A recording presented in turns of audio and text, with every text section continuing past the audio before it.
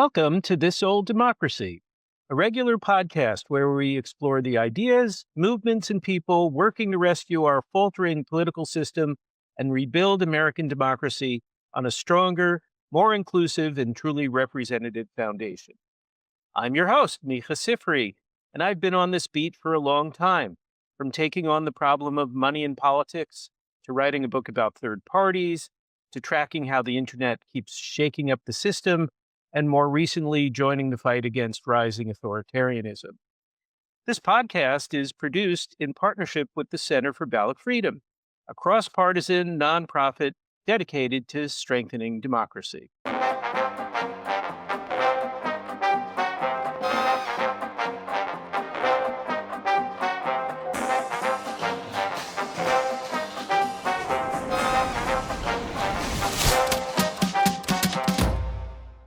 This week, our guest is Daniel Schlozman, an associate professor of political science at Johns Hopkins University.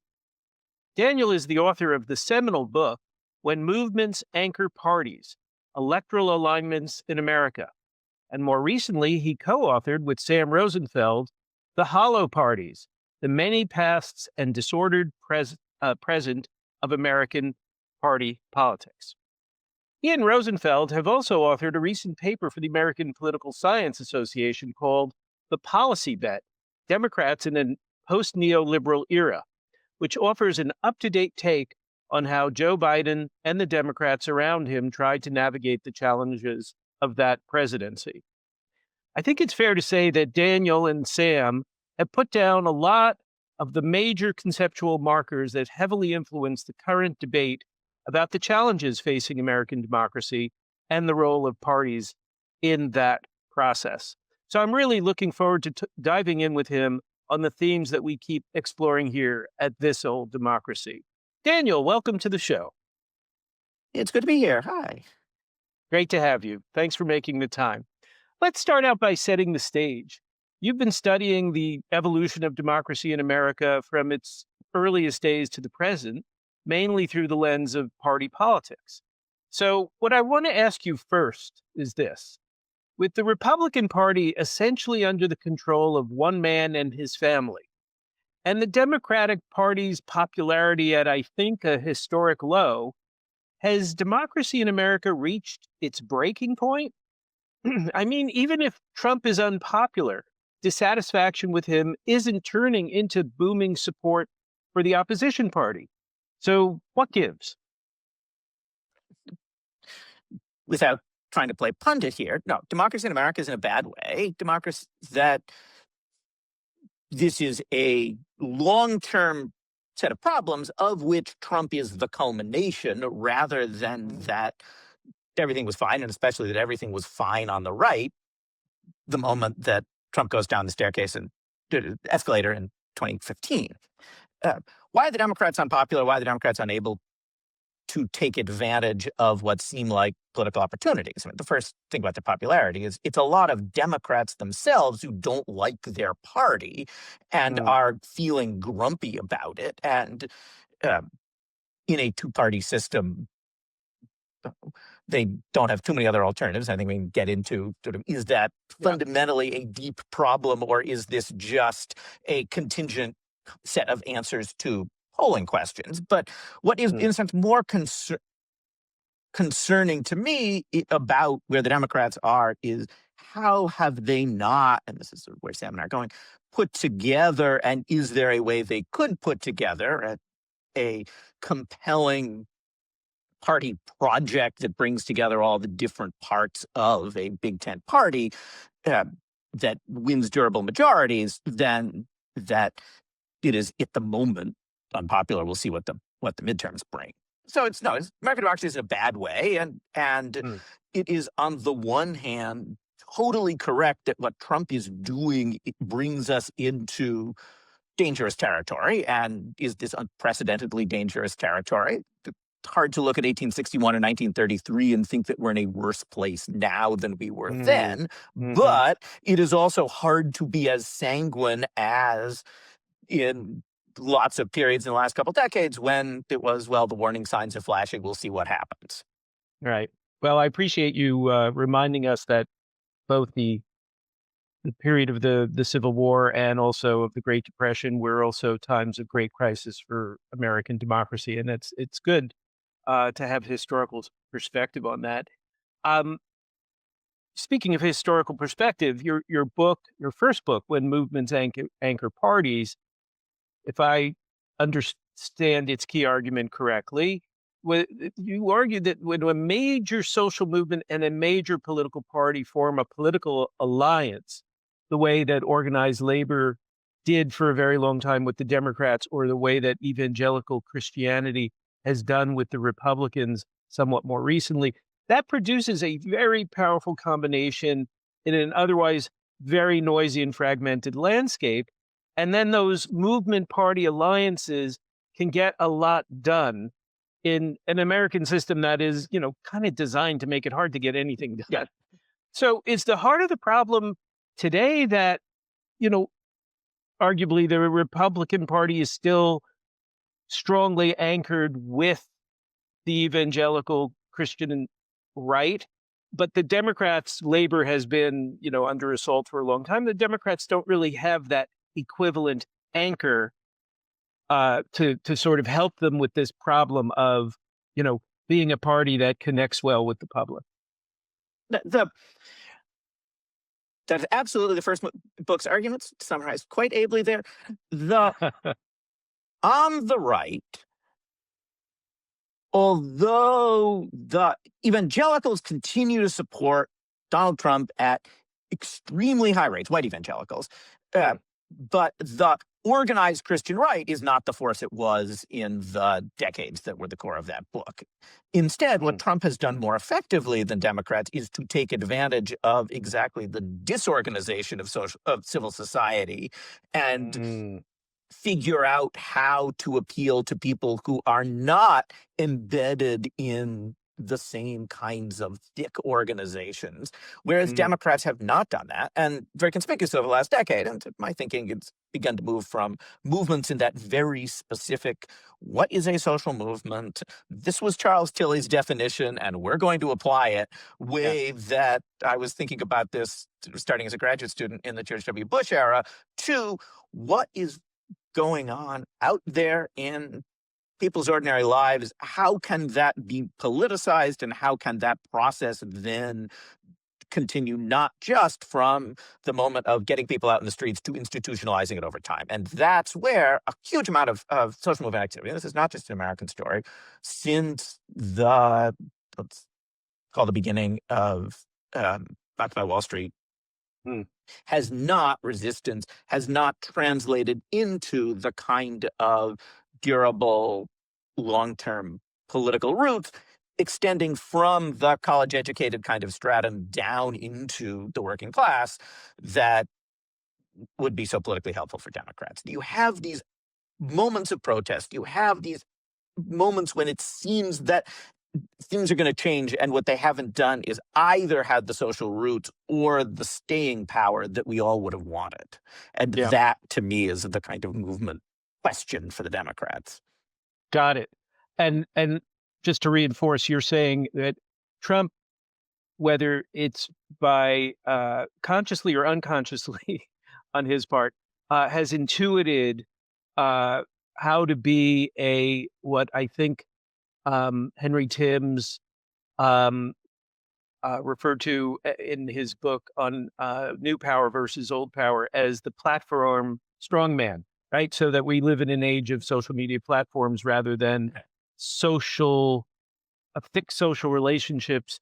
And so in that environment, if you have a really compelling brand and you dominate the media, um, your book on hollow parties basically argued that much of the problem with democracy's weakness today is that our political parties are these hollow shells of what they used to be. Yeah. Quote, I'm going to quote you a little. They're organizationally top heavy and poorly rooted, dominated by satellite groups, and commanding little respect in the eyes of voters and activists alike. And you compared that to the quote vigorous and civically rooted parties that link the governed with their government while schooling citizens in the unending give and take of political engagement. and that if we somehow had those kinds of parties, that would an effect of that would be to strengthen people's support for democracy. So the heart of the question then is, Daniel, are you arguing that we have to rejuvenate the party machines and the precinct captains, who looked after their neighborhood wards, and they would, broker favors for votes? I'll fix your parking ticket, you'll vote for my guy. Or are those kinds of political relationships, have they basically been subsumed by technology that turns everything, national politics is kind of dominating local politics, and now all politics is just social media. Which way, where do you want to, Yes, take us that here? that are we going back to the world of the old time political machine? No. Are Yeah. there things we can, and that is simply that it is a historical formulation that emerged in any given moment in the 19th century and is not coming back in the old form. Not such a nostalgist or Mm. not so dumb as to believe otherwise. However, and there's a book that since was written to give readers looking at our present moment some kind of perspective, both of how did we get here, and how did political actors in the past try to answer the challenges of their times and places, so that I can get some inspiration from me now. And one of those Mm. interesting moments was doing a book event, and Aziz Nwanvu, there's an interesting new book out about democracy. I don't know if you've had him on, but you should. Mm. Uh, and he was quoted George Washington Plunkett, the legendary Plunkett of Tammany Hall, who's Hmm. the man who gave us Honest Graph, talking about what he did to keep his operation as an assemblyman in Manhattan going in what's now Hell's Kitchen, that there was a glee club and there was a baseball league, and that whenever I see a feller, get him involved, and come election day, he's voting for Plunkett. And that kind of politics, of meeting people where they are, has genuine value. What was fascinating to see was saying, wow, at DSA, we think about how we can do this, and I've never thought of it like that. And that this is the figure of the contemporary left looking to the old machine, saying that there's something of value there. To be clear, the other thing about the machine is everybody likes these warm, fuzzy moments of Hmm. civic involvement, and people don't like, and probably a reformer like you especially doesn't like, that there was lots and lots of corrupt money coming through this system, that the good and the bad all came together, and it's not, Right.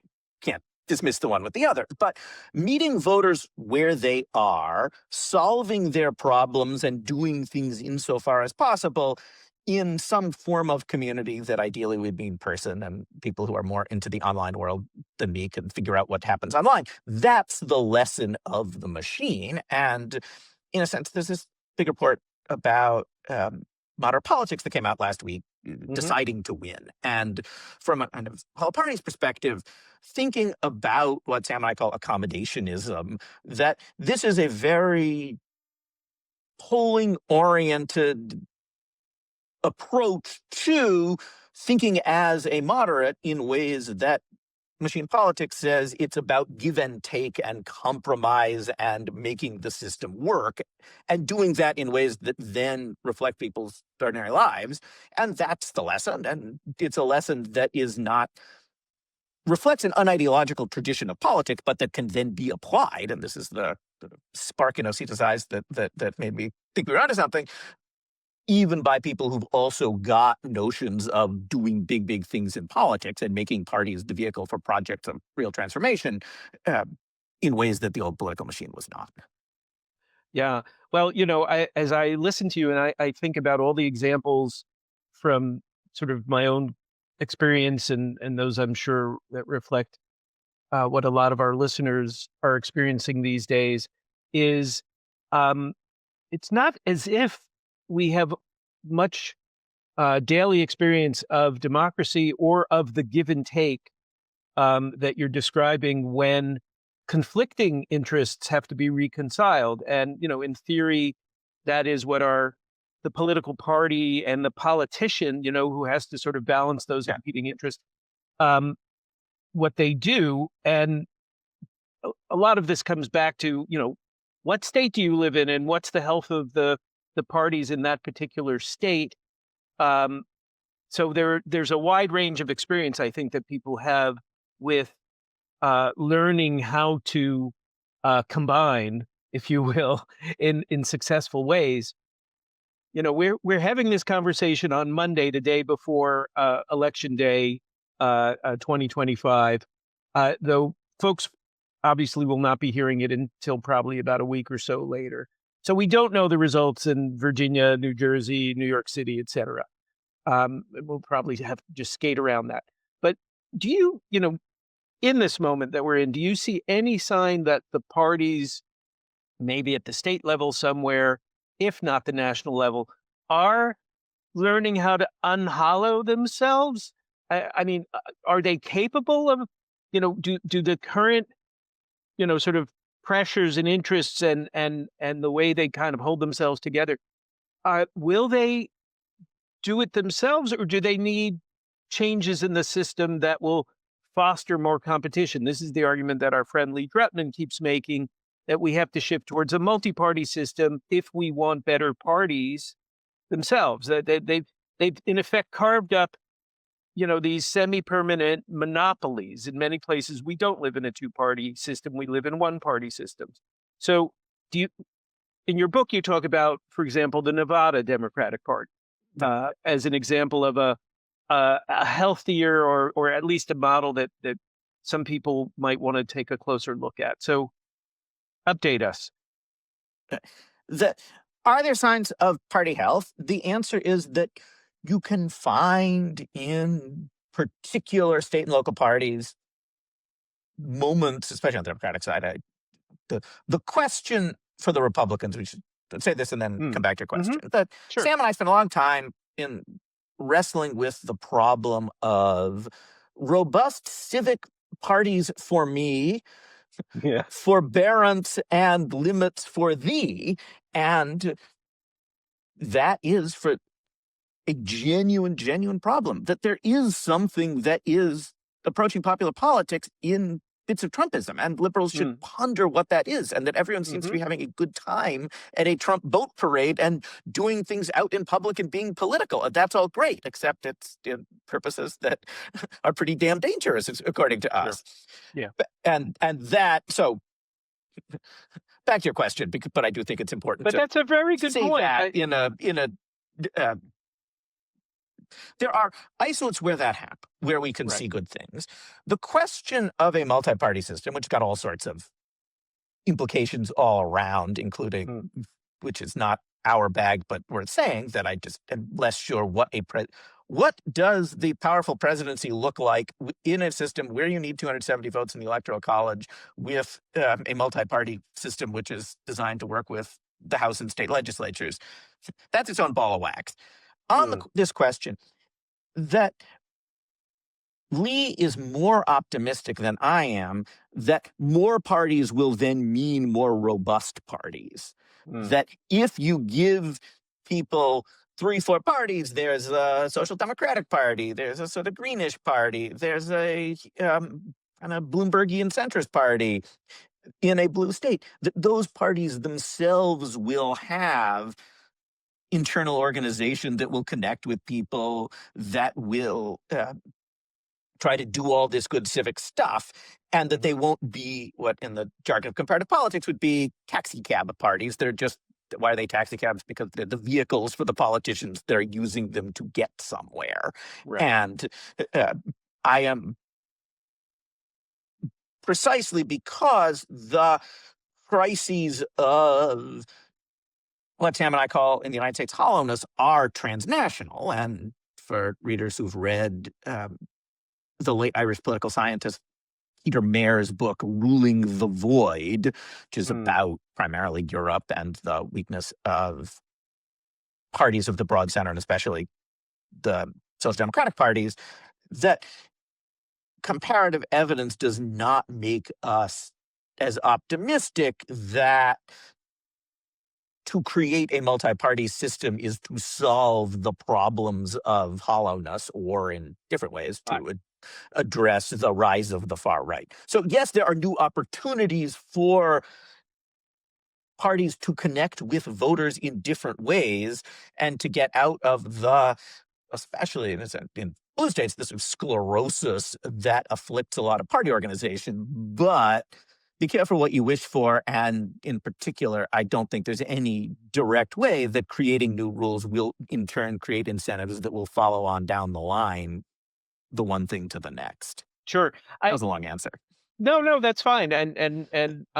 This is why we have a podcast and not a 3-minute TV interview where you'd have to talk in sound bursts. But the I don't uh, do television. okay. um, if Lee were here, I think and I think what I'm hearing you say is, in terms of the crisis, the underlying problem of civic weakness, of the sense of enemy or of disconnection. Lee's, I think the focus of his book on the two-party doom loop is the hyperpolarization problem. Yeah. And that word hasn't come up yet in our conversation. The fear that our consolidated two-party system now, where there's really almost no overlap, certainly at the national level, and very little incentive to compromise in any way, that the way that the system is organizing us into these two warring blocks that could really divide the country um, violently, even that's is that the big red warning light that we have to sort of how let's come up with ways to steer away from that precipice.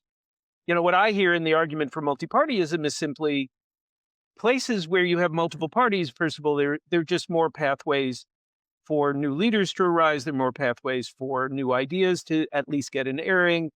Um, the tension inside the big parties, like what we see inside the Democratic Party today, which is sort of like this unending factional war that makes nobody happy, um, could be in effect disentangled.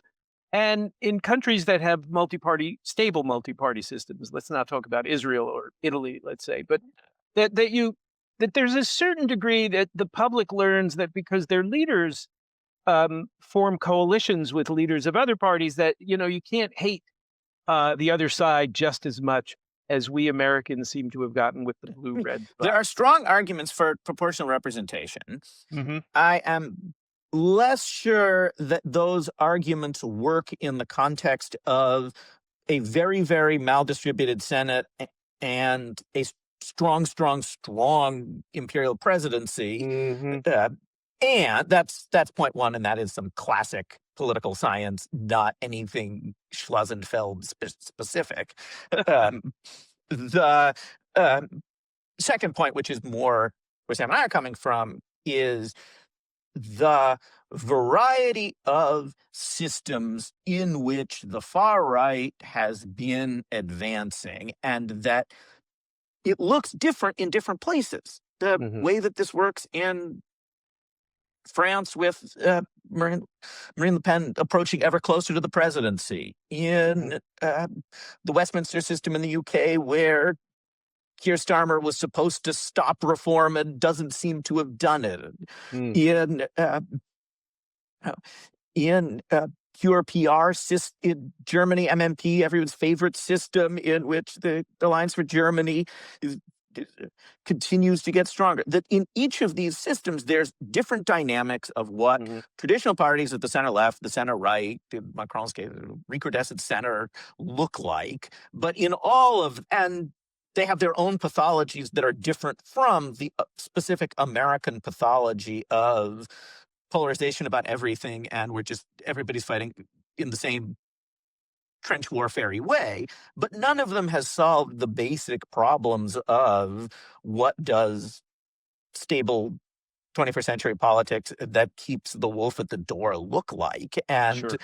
there's a certain pick your poison of which of these feels like, and each of these systems has, as an electoral system, various strengths. I was listening to a Yeah. different podcast last week, which was the French two-round system is the best because what you have is first you can vote for whoever you want, and then there's a choice forcing mechanism. Okay, fine. Okay. Hmm. Nice, good argument.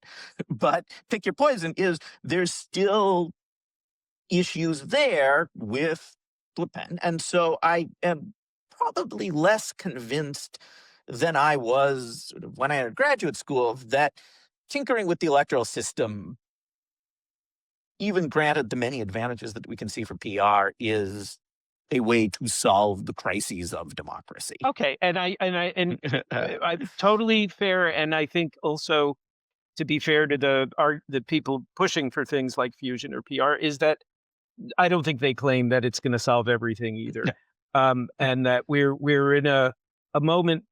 I had Ian Basson from Protect Democracy on the show maybe a month or two ago, and he is a fierce advocate as opposed to academic or journalist, Yeah, of the yeah. other kinds of people I've had on.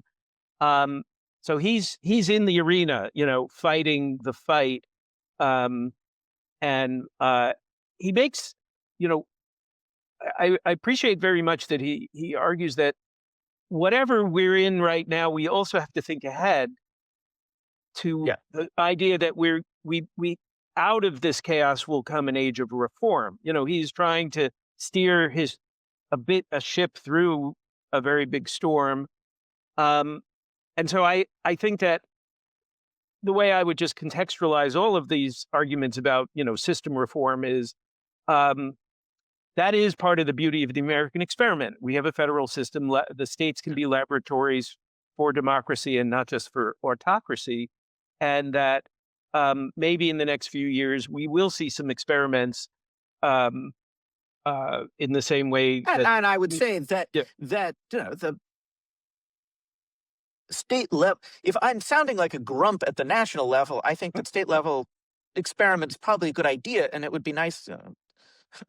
Would guaranteed a Republican form of government by the Constitution. But would it be interesting to have a state that doesn't have a governor and two houses of legislature, in Nebraska's case one, but has something that feels more like a parliamentary system, and we figure out what does the make this up Vermont unicameral legislature that then chooses a premier of Vermont, not a governor, look like? Yeah, that'll be great.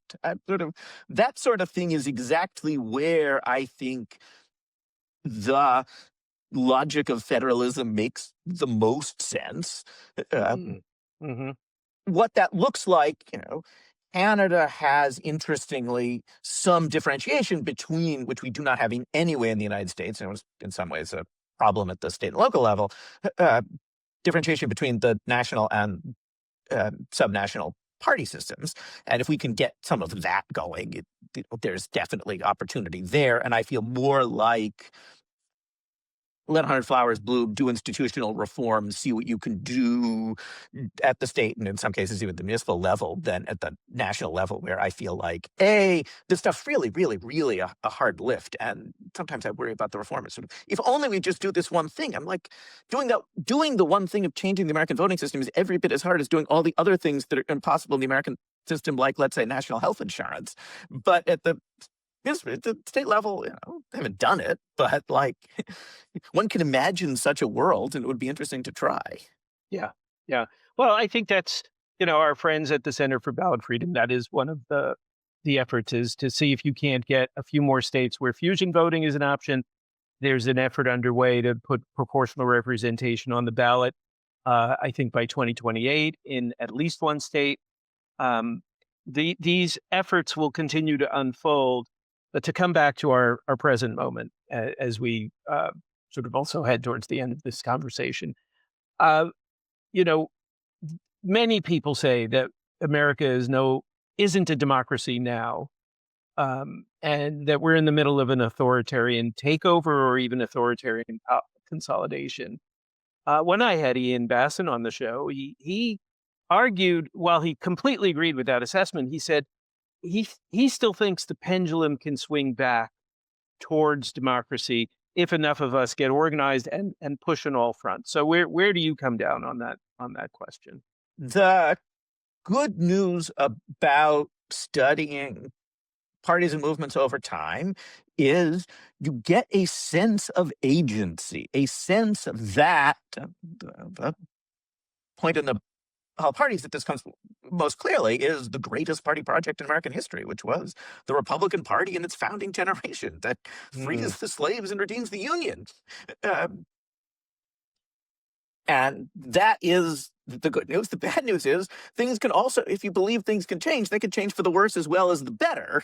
So sure. this is a double-sided coin, but there's a real sort of deep structuralist gloom one gets around political science. It was my Mm, former teachers, Paul Pearson and Eric Schickler's book, really has it that we are stuck, we are screwed, nothing can be done. And thinking about parties and movements and political actors looking at their situations and figuring out what to do does give, in its way, a sense of agency and action. And the point of the right. book was give the readers some of that. But we are not in the jargon selecting out the dependent variable and only taking good cases. And it Yeah, also gives you a sense things can be bad too. And so this is exactly the sort of dialectic back and forth, two sides of coin that one must live with for sure. in this For world. sure. Well, as we finish, I mean, deep structural gloom is not an easy thing to live with. Um, so, given that all the dark news, I mean, do you have a, just personally, what keeps you sane? How do you, Right. where do you There's find hope? It's a question I ask every one of our uh, guests at the end of each episode. So, how do you work uh, through that, Daniel? uh, two answers. The first is finding the minutia of American political history to be lots and lots of fun to think about. Uh, Mm, it is in some ways a source of resilience, maybe hope for me, that I can just muck around and things that I think are cool around conventions that political machinations past, and that might actually, as insane political actors past have faced their own dilemmas, might actually be useful to mhm. the present. And that does feel like doing useful work. And then, yes, the stuff is pretty damn depressing. And so the classic advice of turn off the screen, take a walk without the phone, all of that is very Yeah. useful. And do a lot of my writing on Martha's Vineyard, which is lovely. And it is much easier there just to say, all right, I'm on an island. I, the moment that I leave the house, I can just stop thinking about American politics and try. It's easier to do there than it is on the mainland in America, as Vineyarders say, but try to keep some Yeah. of that spirit and just at some point forget all of this. There is Right. light Touch grass. beyond.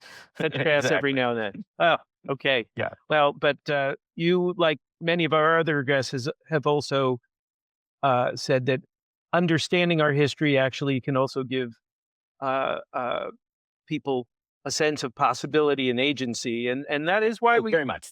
we named this podcast "This Old Democracy" because it's been around for a long time, and there are. It's definitely gone in both directions, but the story is certainly that we can also renovate it.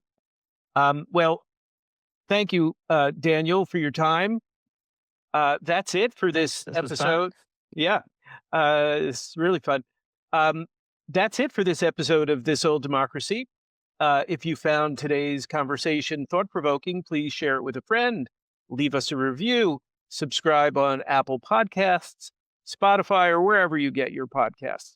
To learn more about our work and our partners at the Center for Ballot Freedom, visit centerforballotfreedom.org. I'm Micah Sifry.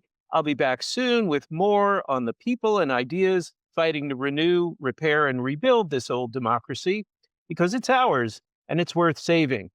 Thanks for listening and stay engaged.